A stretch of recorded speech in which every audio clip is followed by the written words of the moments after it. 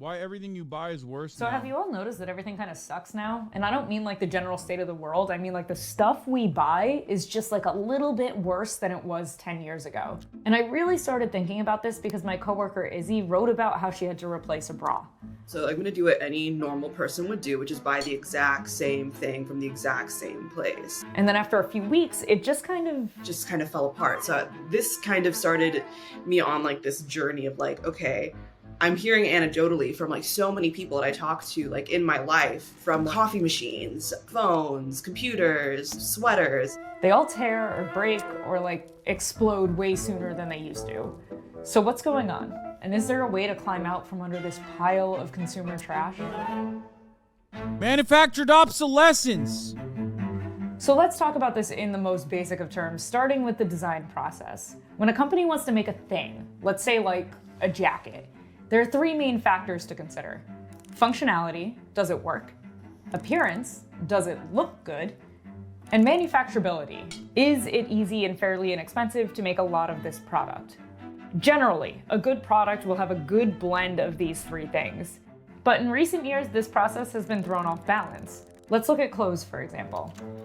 In the past, if you needed a new jacket, you used to go to a tailor, get measured, choose a material, and have it made. Then, for decades, instead of going to a tailor for a jacket, we went to department stores and bought things that were mass-produced. By the 80s and 90s, we had tons of options in stores to choose from. And now, many of us just kind of go online, click add to cart, and buy a product without ever seeing it in person. But it's not just how we buy, it's how often we buy. And for that, we can kind of blame this man. Ernest Elmo, yeah, incredible name. Bro, In the it's like- 1930s during the Great Depression. This is like shrinkflation. For those of you who don't know, shrinkflation is when, like, let's say Lay's, a bag of Lay's chips is $5. And it is, let's say, I don't fucking know, 30 ounces. I don't know how many ounces it is, right? Lay's will then turn around and still sell you a bag of chips for $5, but this time it's giving you 27 ounces. Okay? If there were 30 potato chips and now there are 27 potato chips, but it's still $5 in the bag, then that is shrinkflation. You're paying more for a singular price of Lay's potato chip. Planned obsolescence, manufactured obsolescence is kind of like that as well.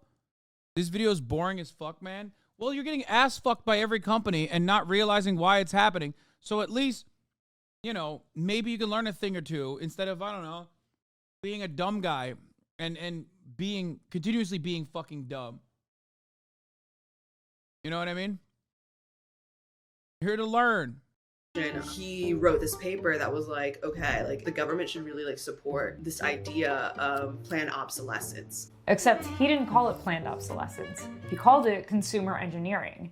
Remember that jacket you bought? Well, it's a new season and it's out of style. Buttons are out, zippers are in. So you buy something new, but not because there was anything physically wrong with the original. That's why it's called consumer engineering, right? Like it's up here in the brain. And we've been living this way for decades, so now we all want the next best thing all the time. And that demand has spun out of control. Today, we are surrounded. The speed of certain trend cycles and the fact that they're geared towards like these micro communities, like Stanley Cups, when like maybe a year ago it was like hydro flasks. The result is that we buy a lot. A survey done in 2021 found that nearly 40% of UK consumers buy clothing as often as once a month. The UN reports that between the year 2000 and 2014, the It's not all mental. Shit just breaks too. No, that's not true. Especially because we have the technology, like for light bulbs. We have the technology to ensure that light bulbs virtually last an entire life. Like entire lifetime for a human being. But we don't use it. Why don't we use it? Well, because all the light bulb manufacturers would go out of business if that was the case. So you're wrong. This is stuff that would not break. This is stuff that technically would not fucking break, or at least would last a lifetime, that is breaking way faster. One area where you kind of don't see that, is I guess cars, and even that's changing. Because cars back in the day were supposed to last you a fucking multiple lifetimes because they have to be super, super safe. Obviously, there were technological advances that were made in recent years that made cars even more safe than they were before, but I see. I was thinking the concept can be applied to electronics. Guess not. Yes. Okay. Here. Fuck the light bulb. Great example. A phenomenal example of this. If I recall correctly, long-lasting light bulbs are way less efficient. There's no real use into not just LEDs. They last a lot longer and more efficient. Okay, here. A great example of this is, have you noticed that when you buy a laptop back in the day, if you had it for over 5 years, 6 years, right? All of a sudden on a 6th year, the battery or the charging aspect of the laptop would break. Okay? And it was only one part of the laptop. The laptop is perfectly fine otherwise, but you could no longer charge it. The port would break. And then if you tried to go to a repair person, fixing the laptop would be almost as costly as buying a new one. So at that point, or, getting a new battery would be almost as costly as buying a new laptop. So at that point, it's like, it just makes sense that you would buy a new laptop. Now, obviously, that time frame has changed, and it's now every 2 years. And that is because, first of all, the battery breaking fast is planned obsolescence. They have the capacity to make batteries that last longer. It's just that if one aspect of the computer fails, most people would rather go and get a new one instead of seeking out cheaper alternatives to fix one single part of the computer.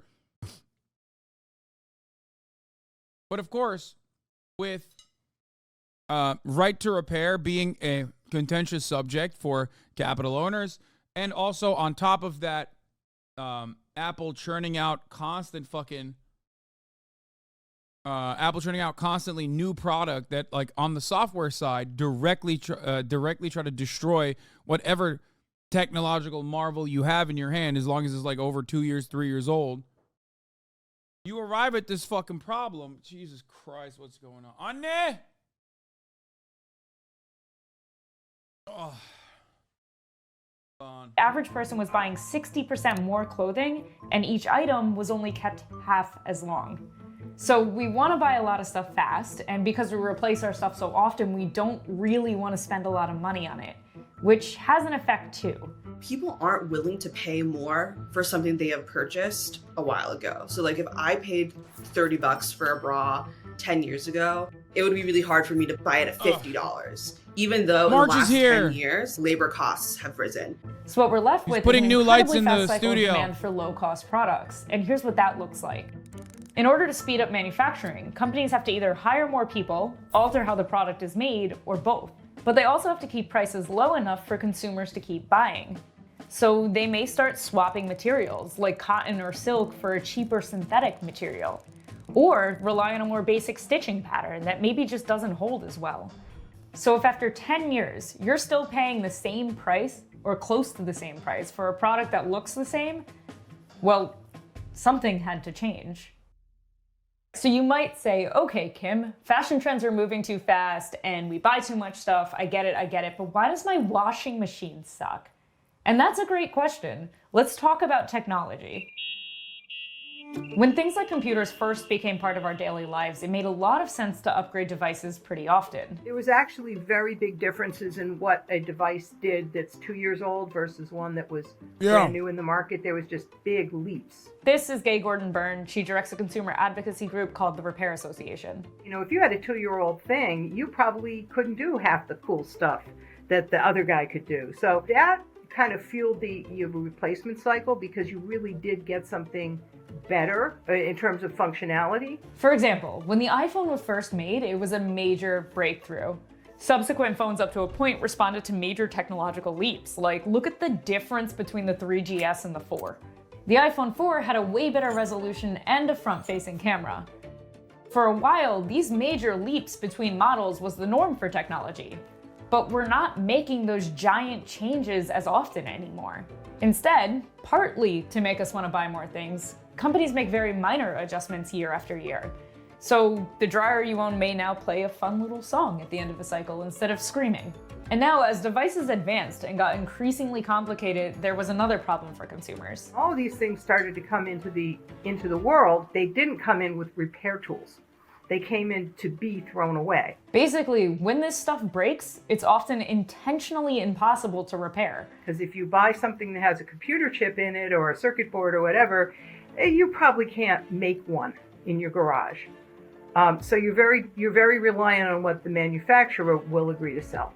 And very often they don't agree to sell parts and tools and diagnostics or even give you a diagram. But sometimes it really just is impossible to fix because they cut corners just like in fashion, replacing metal and screws with plastic and glue. And these kind of issues apply across the board in technology, from your phone to toasters to blenders to electric wheelchairs to your car. If you walk around your house or your Yeah. Apple used to literally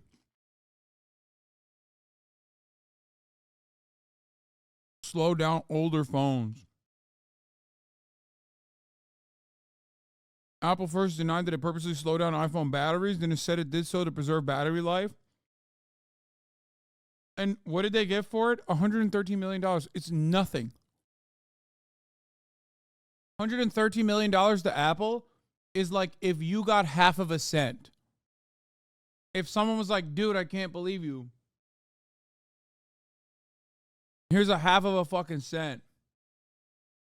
I'm 100% a battery gate believer. Someone in the chat immediately, an Apple Dick Rider said it's not real. I'm 100% a believer. I experienced it. Fuck you. Eventually, in December 2017, Apple did admit the battery slowdowns aimed at addressing the device shutdown problem, leading the company to issue a rare apology. They literally fucking got caught, and then they admitted it. But yeah, that's planned obsolescence. Apple did it. Apple also, this is beyond planned obsolescence when you actually slow down older products to force people to go and buy the new your one. apartment and you start cataloging how many things you own that have chips in them, I think you'd be really surprised how big that lack of repair problem actually is. I want people to feel hopeful. Yes, this is something that's out of our control in some ways and not out of our control in others. I don't want you to feel guilty for partaking in this system when so many people, we've been kind of brought up culturally to think in this way or to buy in this way. Compared to other things that suck in the world, we actually have a surprising amount of control over this situation. With tech, fighting for the right to repair is actually extremely effective. New York State just passed a right to repair bill in 2022, and it's not perfect, but at least it's something. With fashion, stay away from microtrends and fast fashion as often as you can. Buy with intention and learn to take care of the things you do have. Think of your objects as having maintenance. Read those care labels. As consumers, it's gonna take a little bit for us to sift through all the trash and retrain our brains a bit, but we can take small steps to take back control of the process. After all of this stuff is supposed to be made for us. Yeah, Louis Rossman seems like a really fucking weird guy in many ways, but isn't he a major right to repair guy? I respect the shit out of that. See, that's one of those things where it's I don't give a fuck what your other opinions are. 100% I stand with you on that. The fact that we have to even have advocacy for a right to repair is mind-boggling to me. God, this country sucks so much dog shit. Us. So let's make it clear what we want. We have a map on our repair.org website where you can go find your state, click the picture, and it'll bring up basically a letter writing widget. You type in your address and it says, tell your repair story. And if what are his weird opinions? I think he's isn't he like a libertarian of sorts? Someone will clip that with that context? What do you mean? Look, I've said this before. There are certain things that transcend individual ideology. For me, I will always ride for motherfuckers that push for, no matter how crazy they are.